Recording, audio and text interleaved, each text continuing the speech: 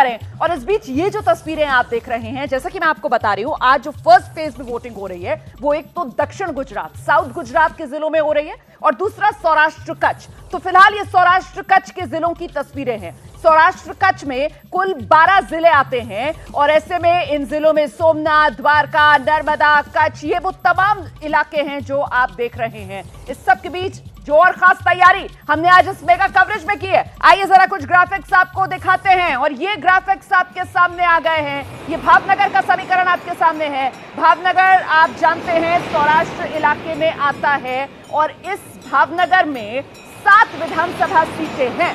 भावनगर की अगर बात की जाए तो पिछली बार मतलब 2017 में इन 7 सीटों में से बीजेपी के खाते में 6 सीटें गई थी। कांग्रेस महज 1 सीट पर ही जीत दर्ज कर पाई थी। और वहीं 2019 लोकसभा चुनाव के नतीजों को अगर तब्दील करके देखा जाए तो फिर सभी 7 सीटों पर बढ़त बीजेपी की।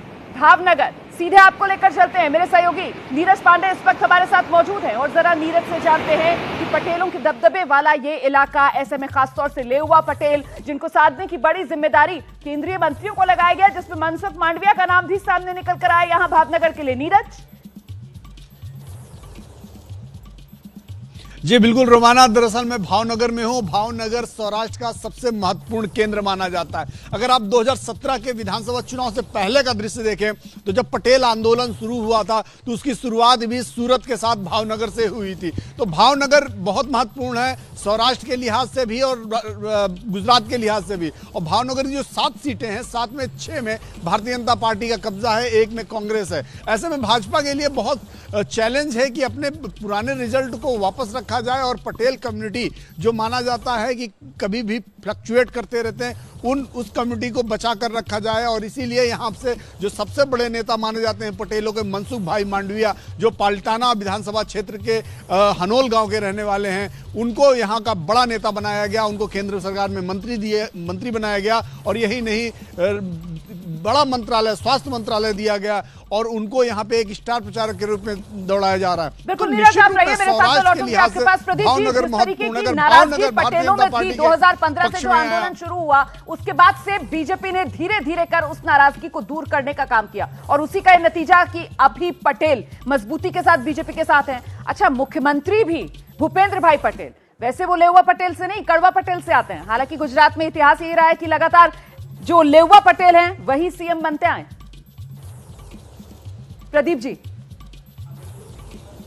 जो पटेल समुदाय है उसको आप देखिए, माधव सिंह सोलंकी ने जो खाम का एक्सपेरिमेंट किया उसके बाद से पटेल समुदाय कांग्रेस से हमेशा के लिए अलग हो गया।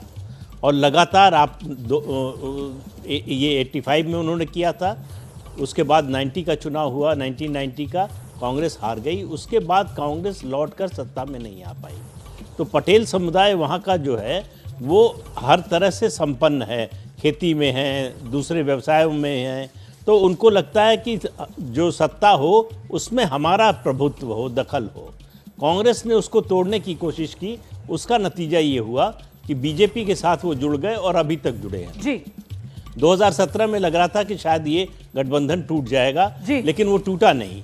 तो उसका फायदा जो अभय जी कह रहे थे अभी थोड़ी देर पहले कि जो सामाजिक समीकरण है बीजेपी का, वो पिछले 32 साल से बना हुआ है, इंटैक्ट है। 90 से और इस बीच ये बड़ी खबर आ गई है, ब्रेकिंग न्यूज। गृह मंत्री अमित शाह, उनकी तरफ से भी ट्वीट कर लोगों से अपील की गई है, भारी संख्या में घर से निकलें और वोट जरूर करें। 2 दशक से गुजरात विकास का पर्याय बना हुआ है, ये कह रहे हैं गृह मंत्री अमित शाह। भारी संख्या में वोट करें। तो प्रधानमंत्री नरेंद्र मोदी का ट्वीट, गृह मंत्री अमित शाह का ट्वीट। और इस बीच आपको सीधे लेकर चलते हैं, अब हमारे सहयोगी मनोज्ञा लोहेवाल इस वक्त मौजूद हैं, कच्छ से मौजूद हैं। देश का सबसे बड़ा जिला कच्छ, मनोज्ञा, जहां पर इस वक्त आप मौजूद हैं। कच्छ की आज चुनावी सुबह क्या संकेत दे रही है? रोमाना, आपकी तो बहुत चिल्ड सुबह हो रखी होगी, लेकिन आज हमारे यहाँ पर बहुत ही मीठी मीठी सर्दी जिसको कहते हैं वो हो रखी है, क्योंकि मैं इस समय हूँ कच्छ में और कच्छ नहीं देखा तो कुछ नहीं देखा। तो सबसे पहले व्यूअर्स को मैं आज उगता सूरज दिखा देती हूँ। थोड़ी देर ही हुई है सूर्य का उगना यहाँ शुरू हुआ है, तो अभी अपने ही मीठे मिजाज में है।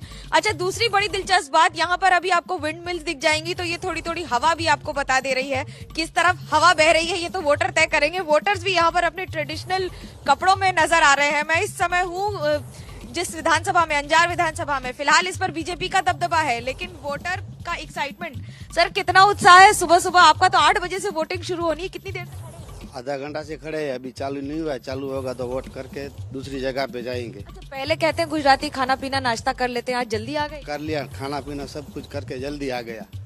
मुद्दा क्या होगा वोट का? लोगों से पूछते हैं मुद्दे, किस मुद्दे पे वोट करेंगे? हमारे है नहीं कोई पूरा, हमारा सब जो मांग हो पूरी हो गई है 27 साल में। बीजेपी का तो वो ना, पार्टी का नाम मत लीजिए, आप सिर्फ ये बता दीजिए कि आपके मुद्दे क्या हैं इस बार चुनाव? कुछ मुद्दे ही नहीं है, यहाँ पे सब कुछ अच्छा है, सब कुछ क्लियर है, कुछ मुद्दे सब विकास ही है बस, कुछ नहीं। क्या मुद्दा क्या है इस बार लोगों से? अच्छा है, अच्छा। आपको कतार में लोग मिल जाएंगे, महिलाएं भी आना शुरू हो गई हैं थोड़ी देर में। यहाँ पर हम लोग आसपास गांव में, क्योंकि काम चलता रहता है, घर पर महिलाएं काम करती हैं। क्या मुद्दा है इस बार? कुछ भी नहीं है, अच्छा है सब कुछ।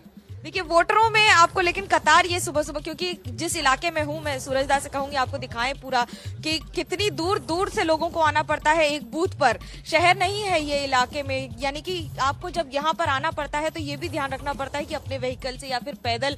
और आपको अभी तस्वीर भी दिखा रही हूँ कि कैसे पैदल आना शुरू हो गया है लोगों का। खास तौर से बहुत सारे ऐसे लोग हैं जो दूर दराज के इलाकों में आते हैं। एक बात आपको बड़ी दिलचस्प बताऊंगी कि विधानसभा में इस बार करीब 6 विधानसभा हैं यहाँ पर, जिसमें से 2 लाख वोटर्स की संख्या बढ़ी है। अधिकतर इलाकों में क्या होता है कि लोगों का पलायन होता है, लेकिन यहाँ पर वोटर्स की संख्या बढ़ी है, जिसमें से 1,08,000 के आसपास वो लोग हैं, यानी कि महिलाएं हैं और बाकी पुरुष हैं। तो 16,34,000 वोटर्स में इन 6 जिलों में, जहां पर जिसमें 6 में से 5 पर इस समय बीजेपी का दबदबा है। लड़ाई जितनी चुनौतीपूर्ण है उतनी दिलचस्प भी